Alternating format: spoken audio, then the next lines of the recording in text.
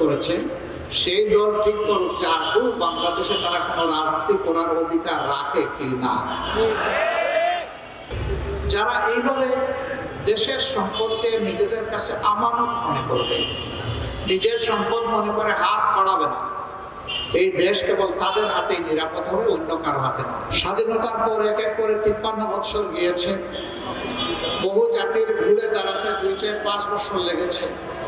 আমরা অর্ধ শতাব্দীতেও সেভাবে কোমর সোজা করে ঘুরে দাঁড়াতে পারি না। পারার কারণটাও একেবারেই স্পষ্ট।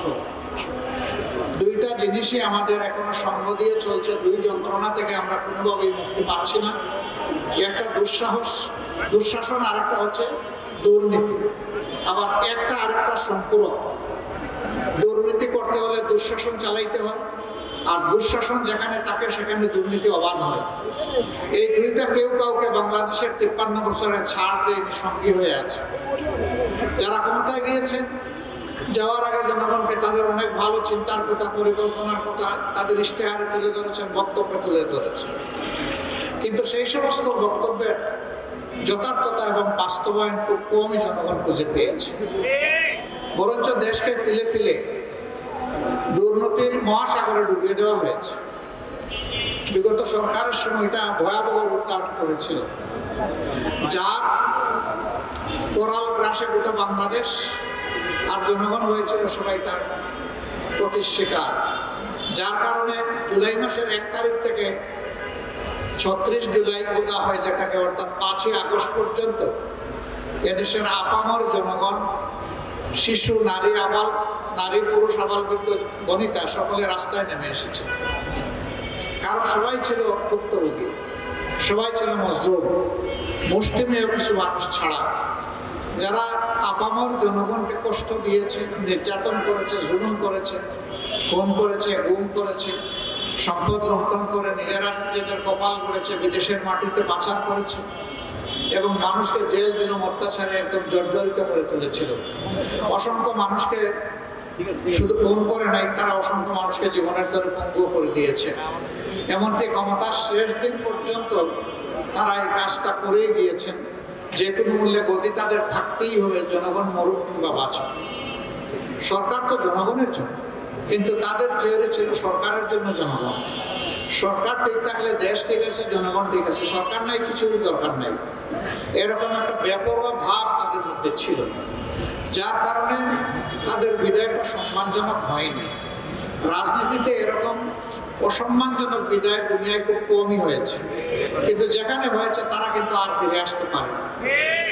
এখানেও জনগণকে যে পরিমাণ কষ্ট তারা দিয়েছেন, বিশেষ করে আমাদের যুব সমাজের সামনে যেভাবে তারা বন্দুক আর মুগুর নিয়ে দাঁড়িয়ে গিয়েছিলেন, এই যুব সমাজ যতদিন বেঁচে আছে তারা এই উপকর্মকে ভুলবে না এবং তারা ক্ষমাও করতে পারবে না।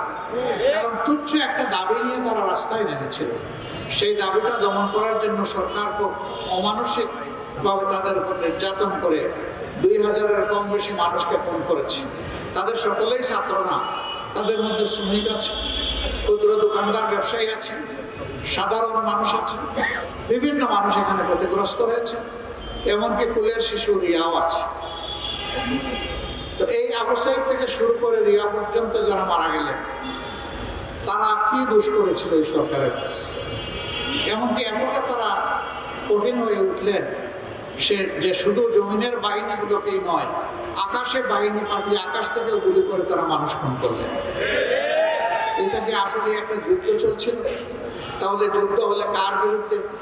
যদি এটা যুদ্ধ না হয় তাহলে আকাশ পথে এই হামলা কেন? জমিনেই বা জনগণের ট্যাক্সের টাকা দিয়ে কিনা পয়সা, অস্ত্র আর বুলেট জনগণের বুকে কেন? তাহলে তারা এটাকে যুদ্ধ হিসেবে নিয়েছিলেন, ক্ষমতায় টিকে থাকার যুদ্ধ। তো যে দল জনগণের বিরুদ্ধে যুদ্ধ করেছে সেই দল ঠিক করুক যে আদৌ বাংলাদেশে তারা কোনো রাজনীতি করার অধিকার রাখে কি না। আমার সম্মানিত ভাইয়েরা, আওয়ামী লীগ ব্যাংক, বিমা সব কিছুকেই ক্ষতিগ্রস্ত করেছে, কোনোটা ডাকাতি করে শেষ করে দিয়েছে এবং এই টাকাগুলো তারা ভাগ বাটোয়ারা করে নিয়েছে। এখন সেই খনির টাকার আলামতগুলো দুনিয়ার বিভিন্ন জায়গায় বের হয়ে আসছে। এমনকি ব্রিটেনের মতো জায়গায় সেখানেও তৎকালীন প্রধানমন্ত্রীর পরিবারের ঘনিষ্ঠজন তিনি দুর্নীতির দায়ে এখন তার দুর্নীতির তদন্ত চলছে এবং ইতিমধ্যেই তার অনেক অসঙ্গতি উঠে এসেছে। তাদের পরিবারের গোষ্ঠীর সকল সদস্যদের কপাল পরিবর্তন হয়েছে, জনগণের কপালটা ধ্বংস করে। আমরা এমন শাসন দুঃশাসন আর বাংলাদেশে চাই না। তাহলে এই সুশাসনটা আসবে কার হাত ধরে?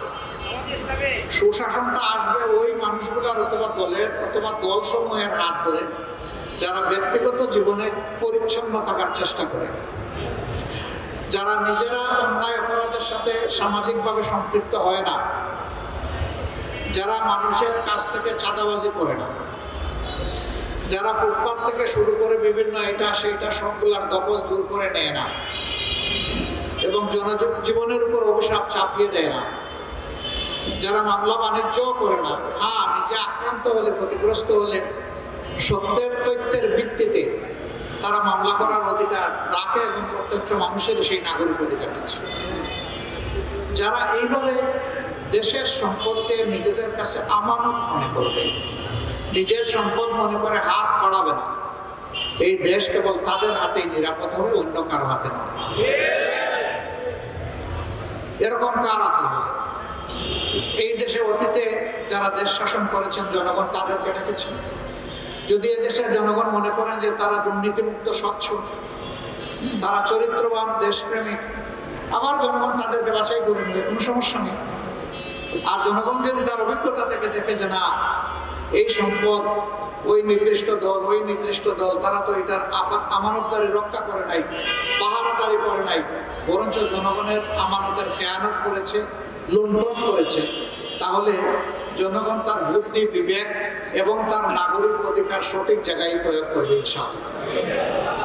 আমি এটা বলছি না যে আপনারা একমাত্র দল জামাত ইসলামীকেই বেছে নেন, আপনারাই বেছে নেন কে হবে সেই দল অথবা কারা হবে সেই দলগুলো।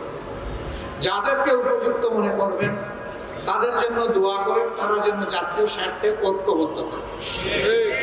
দুর্নীতি এবং দুঃশাসনের বিরুদ্ধে তারা যেন একটা শক্ত দেয়াল তৈরি করতে পারে।